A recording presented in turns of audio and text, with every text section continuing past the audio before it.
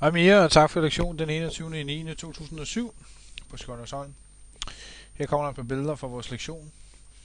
Og hvis vi starter med din opstilling, så synes jeg faktisk, den var rigtig, rigtig god. Der var ikke noget at komme efter.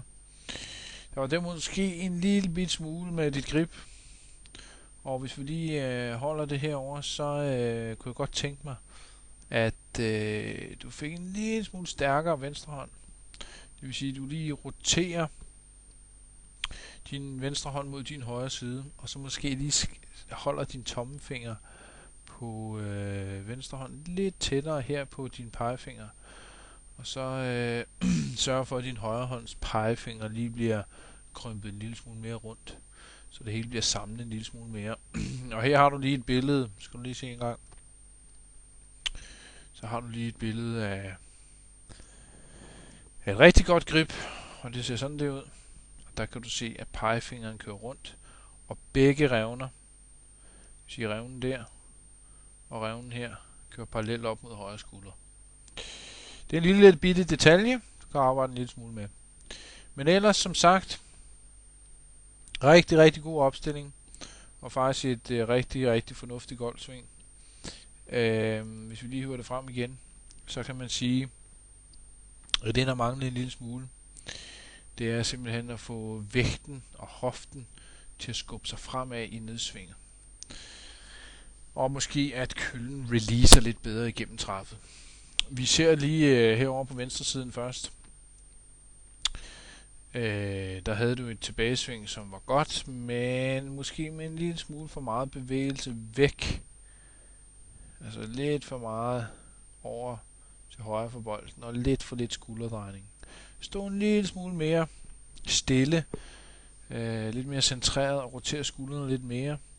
Dernæst, så skal du virkelig skubbe dig fremad. Og der kunne vi se, når du svinger ned her, så drejer du mere hoften væk, og kom sådan til at hænge en lille smule efter bolden, så du ikke får det der tryk nedad i bolden og får en ordentlig fremdrift. Og det var en detalje, der selvfølgelig var svær for dig at lave. Og hvis vi ser over på højre siden, så var det faktisk et godt tilbagesving. Man kan sige, du ruller den lidt tidligt ind under den røde streg her, ruller lidt med din håndled. Der skal du måske lære med tiden at få køllen til at køre mere op ad den røde streg. Altså bøje din håndled mere opad, sæt køllen lidt tidligere, men positionen her på toppen er jo ikke så tosset. Og den måde du kommer ned til bolden, kommer du også ned fint indenfra. Men hvis du kan lære at få håndleden til at release bedre, og få hoften til at skubbe fremad, så vil det blive rigtig, rigtig godt. Og der var forskellige øvelser, og den bedste af dem, synes jeg, det er jo nok, hvor du stiller dig op, og så slår du fra en lille bitte tee. Den har vi her.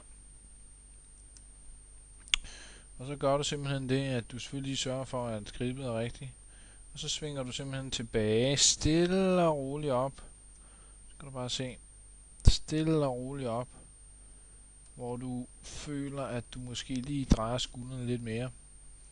Og kunne måske også godt føle, at du bukker håndleden lidt tidligere. Det var en bedre skulderdrejning, og knap så meget bevægelse. Så når du så svinger ned, så skal du glide fremad i hoften, samtidig med at du sænker dine arme. Ligesom du gør her. Men pas på, at det ikke er hovedet, der rykker med frem også. Det skal kun være mest sådan i underkroppen, at du kommer fremad. Og så derfra, når du har gjort det 2 gange, så leverer køllen ned til bolden, og så sørg for, herfra over til den anden side, der skal højre hånden rulle lidt mere over den venstre, så man virkelig kan se handskerhånden dernede under. Men ellers er det rigtig godt, Mia, og håber du får noget ud af det. På gensyn.